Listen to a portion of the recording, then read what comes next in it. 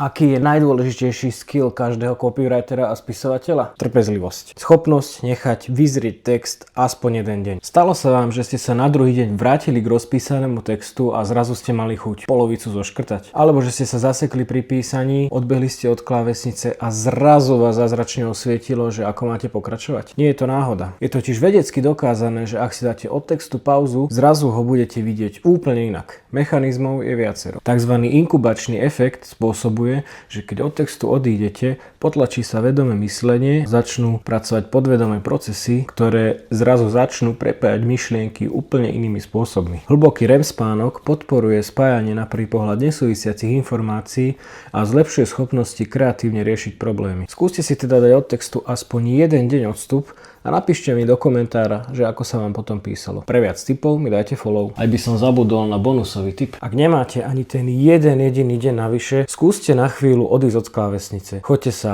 prejsť, osprchovať, umyť riady, čokoľvek. Uvidíte, že niekedy stačí na pár minút zmeniť činnosť a kreativita sa zrazu rozbehne.